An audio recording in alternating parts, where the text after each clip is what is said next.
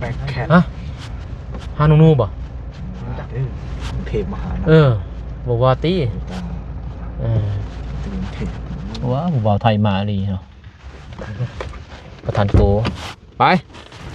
ผู้สาวใส่เลยผู้บ่าวไทยเสื่องผู้บ่าวไทยบ่จ๊ะโนผู้บ่าวมาหาบ่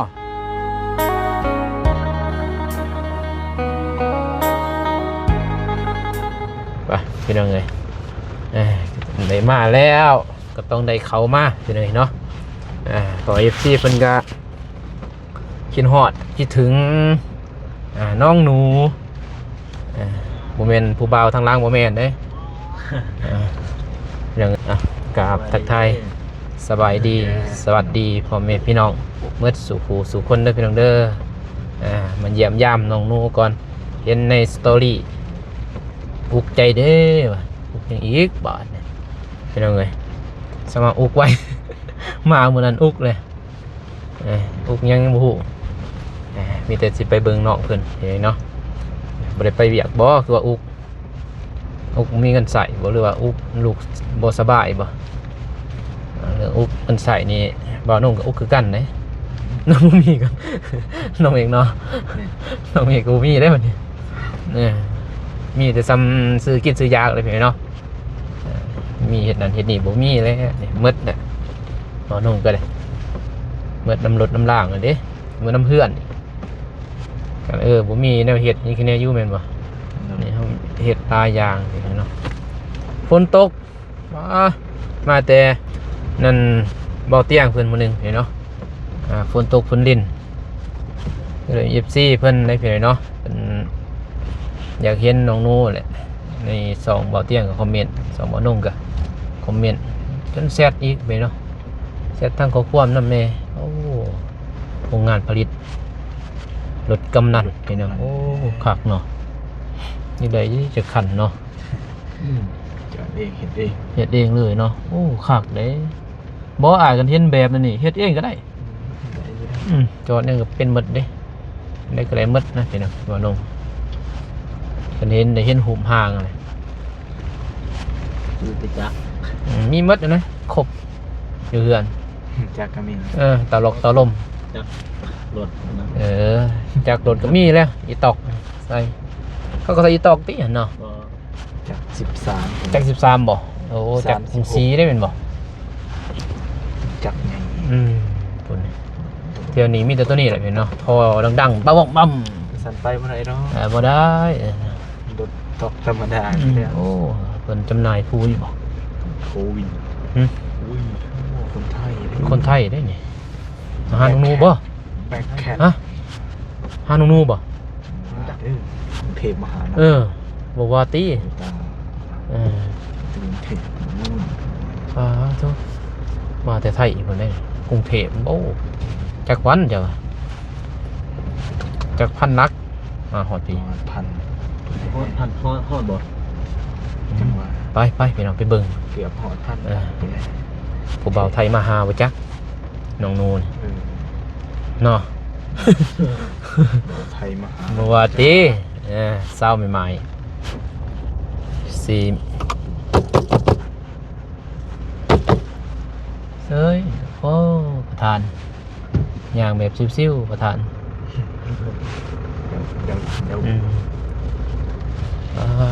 ทางนี้มีแต่ลินพุยนะลินหญ้าหมดเนาะไก่ทางเหือด ยา อีกยา จะมาขันยังไง ขาทั้งหญ้าขาทั้งคนพี่น้องหมากสุกกะหล่ำปีหันเกิดต้มแต้มบ่หมากกะหล่ำปีบ่เกิด กำลัง ผักกะหล่ำตอนนั้นให้โหดพี่น้องเอ้ย แข็งเลย ป้ากำลังมาอาบน้ำบ่ ซูมไปได้ มาแต่อาบน้ำ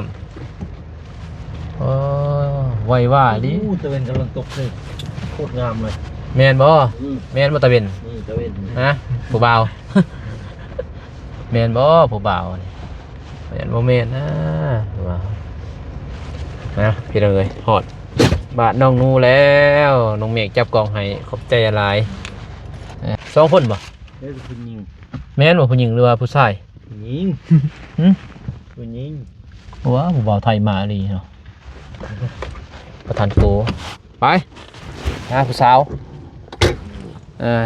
มีแต่ว่าสิมาบ่เห็นมาจักเถื่อประธานโกก็เลยน้องนูว่าบ่เห็นมาจักเถื่อเนาะประธานโกสิมาบ่มาจักเถื่อโอ้ยมาทางใดก็เห็นแต่กาแฟเว้ยโพดอกกาแฟนี่เลยงามแท้งามว่ากาแฟก็เลยโอ้เริ่มซื้อขนมซื้อแต่กินเพิ่นเนาะเด้ซื้อซีนหมูให้แล้วก็กินขนมบ่ดูเพิ่นนั่นแหละเนาะซื้อซีนหมูไว้เด้อ ไว้เด้อตะเวนตกขอบฟ้าอย่างนี้เนาะงามเลยวิวแบบนี้งามเลยโกงามเป็นงามตะเวนโอ้เป็นปลูกทั่วแขกว่าเป็นอะไรเนาะบริษัทมา3 คนมื้อนี้พี่เนาะมื้อนั้นมา2โดยสบายดีมื้อนั้นมาแต่มันตกยังตายังตาเนี่ย เป็นไงด้วยตอนไปอยู่จะไปอยู่ทางถิ่นทางแดนจะคิดฮอดบ้านได้จะเห็นแหนมแต่ตะเวนได้บ่มีทางพุ่นตะเวนตกทางไหนทางสวรรณเขตเนาะเพิ่นอยู่ประจวัดทางนี้อีกจังหวะบ่จือลืมมา4 เดือน3 เดือนน่ะลืม4 เดือน3 เดือนแล้วบ่จืออันนั้นทางมาสิเมื่อนี่คิดฮอดได้บัดนี้เพิ่นคิดฮอดเฮาได้บัดนี้เพิ่นเฮาคิดฮอดเพิ่นได้บัดนี้เคยอยู่ทางนี้บ่จือจะตกต้นแล้วถอดบรรยากาศเก่าๆมันคือเก่าได้บัดนี้เนาะดังจากไปปี1มามันคือเก่าอีกบัดนี้มาอยู่นี่เนาะไปทางคุณแล้วก็วันนี้บรรยากาศต่างได้เปลี่ยนเคาะตัวแดดเห็นไหมครับบ่ไหวอากาศมันร้อนถึงแดดกับถึงน้องเพิ่นอยู่คนเดียวเด้ห้องเซาอยู่คนเดียวแม่นบ่มันสิเงาแน่อันนี้นอนน้ำบ่เจ็บแน่เนาะก็คือมีคนคุยแน่ครับบ่อนี้งานกะมีไผก็เห็นแต่ประธานป้องเพิ่นเนาะไปหลินนำเป็นต้นเทือพฤติกรบ่ผมเป็นแยงหยาเพิ่นก็ไปเวียกแม่นบ่สิปกสิโปนบ่มีแล้วน้องมีแม่นบ่ผู้เดียวนะเนาะบ่มีมีแต่โมนิวเด้นมาผู้บ่าวเด้ยังน้อยจะน้อยเพิ่นสิไปดอกงานผู้สาวบ่ฮะบ่แล้วผู้สาวคนใดไปบ่เลยอันนี้เด้หางานทำกันทางน่ะหางานทำไปถ่ายคลิปจะนี่ก้อนมันหลอดกันนะเว้ยนี่เปล่าไปหางานทำไป200นี่ฮอดแล้วกำลังขี่รถยังสิไปรถจักรไปกับอ้ายก็ได้บัดน่ะมีเงินติเก็บเงินไปเยี่ยมยามบ่เตียงเดี๋ยวขี่รถนี้ไปเนาะยังไปก่อนเห็นแลนไปกับขี่ก่อนกบสุดก่อน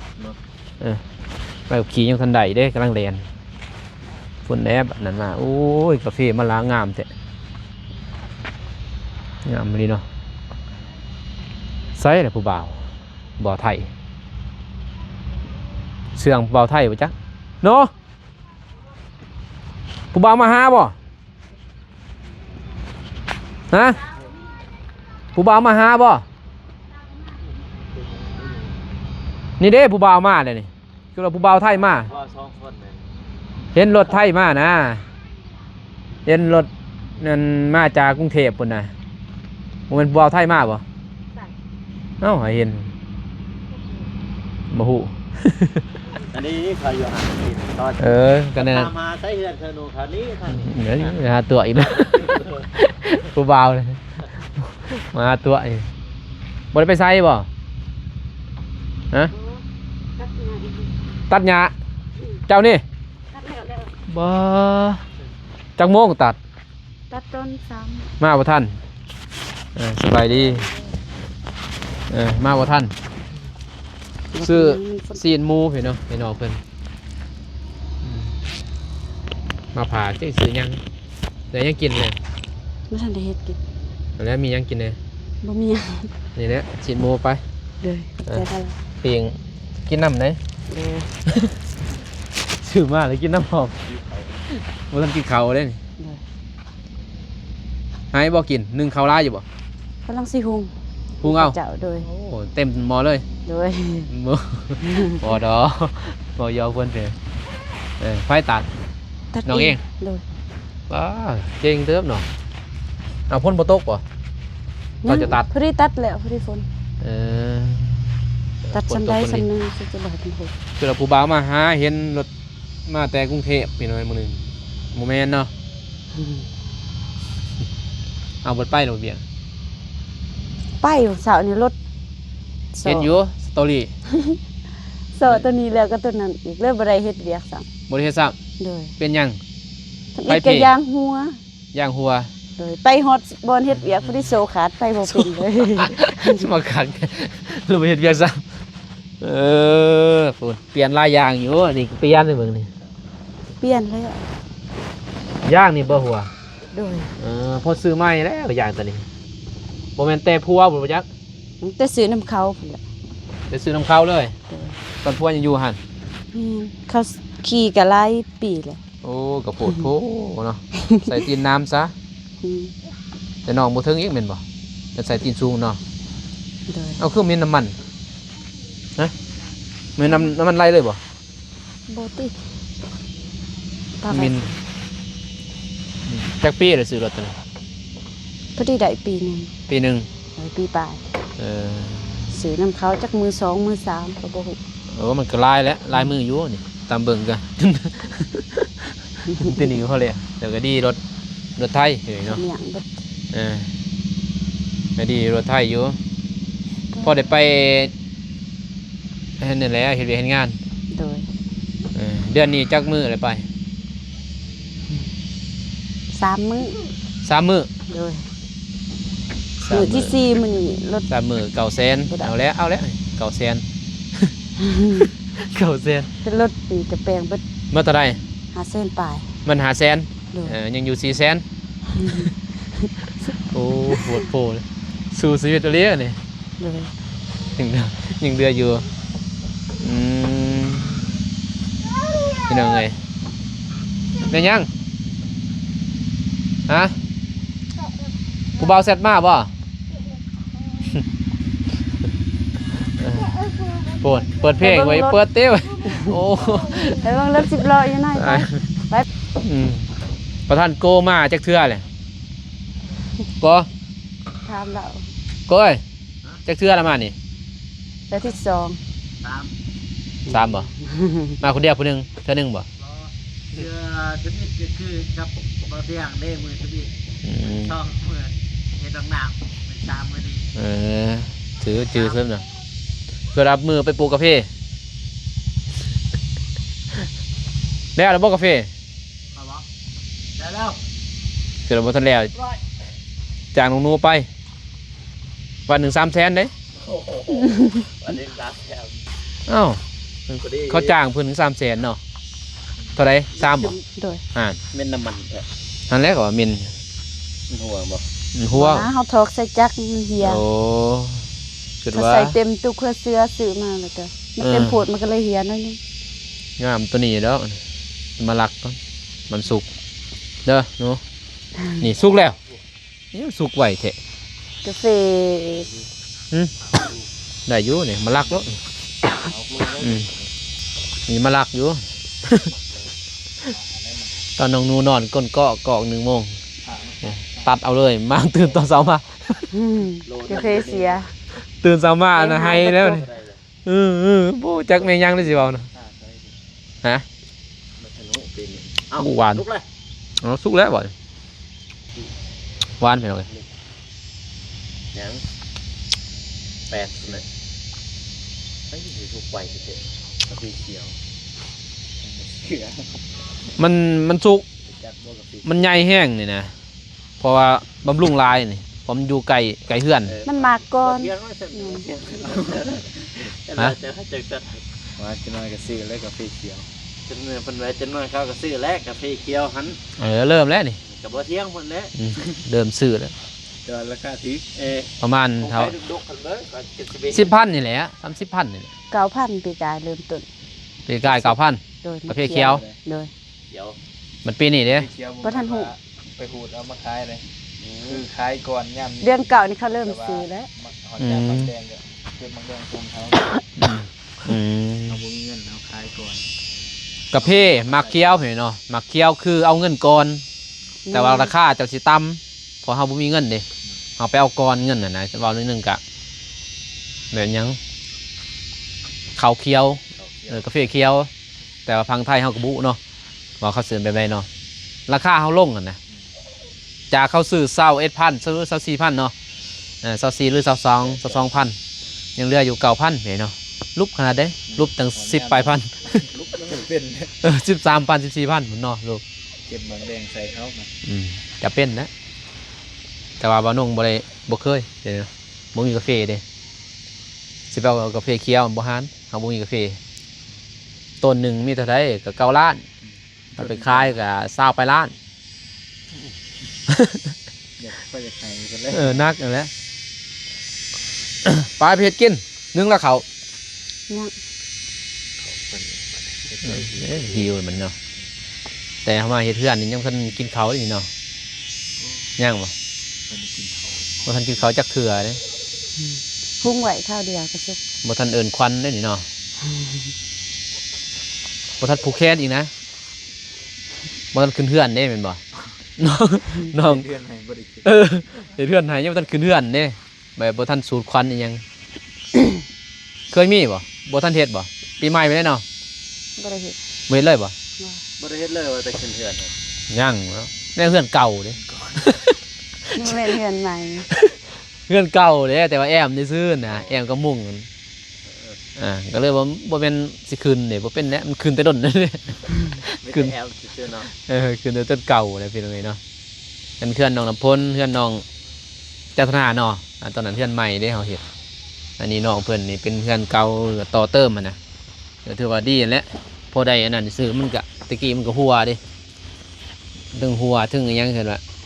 แป้นแอมมันบ่เป็นแป้นดอกไปไสได้จังนี่ไปแล้วบ่ ไปถิ่มเลย ไปทีมแล้ว มันหมุนเบิดใส่บ่ได้ บ่เรือดอกตากฝนตากแดด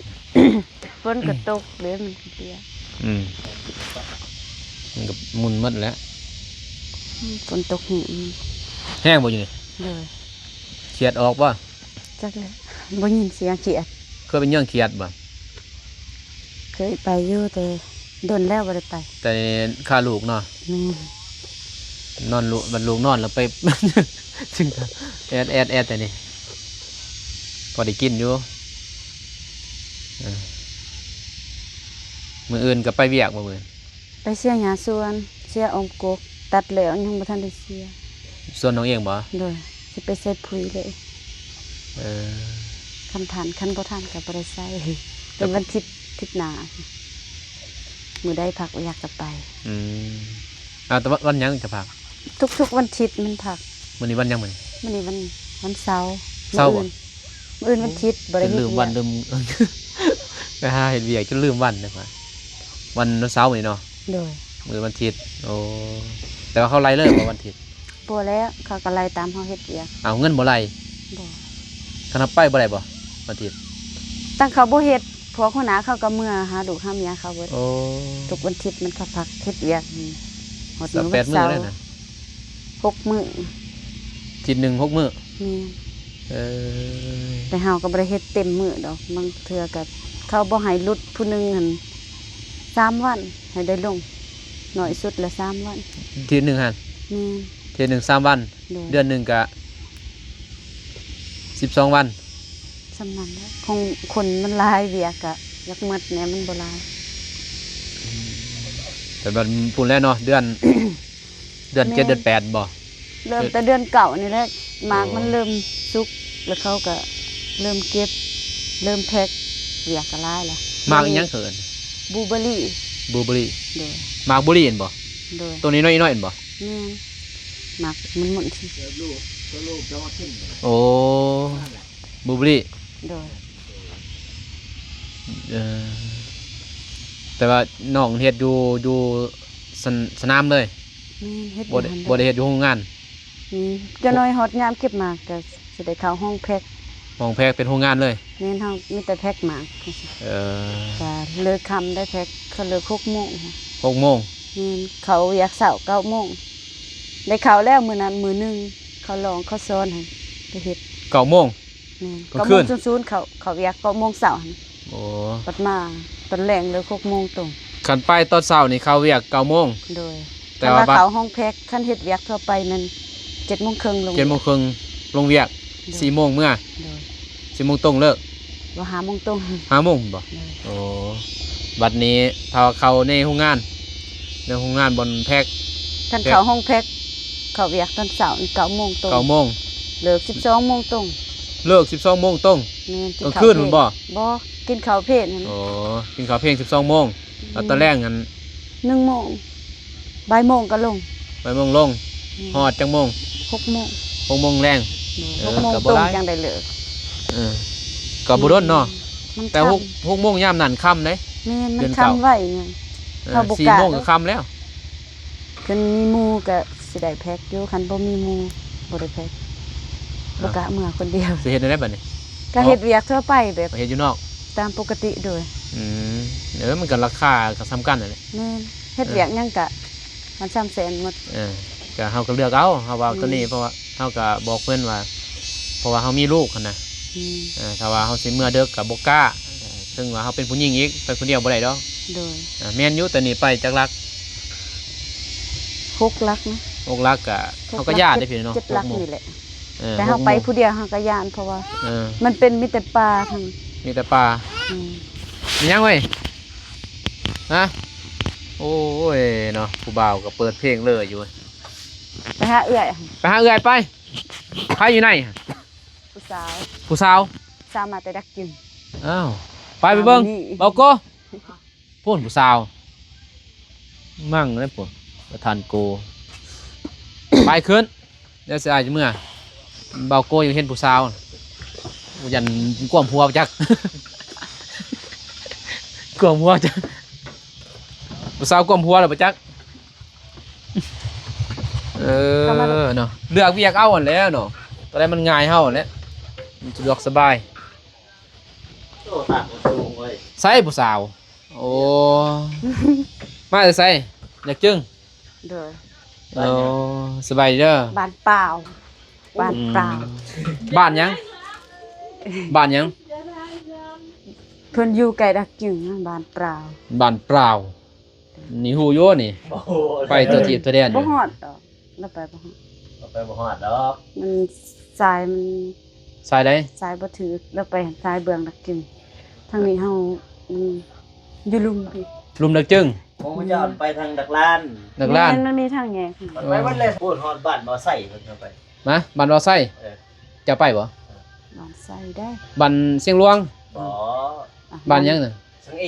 ฮะ ดัก เสียง เสี เอย ง A ดักเสียง B เอหั่นแหละครับ เสียง A บ้านข่อยบ่แม่นทางนั้นทางลุม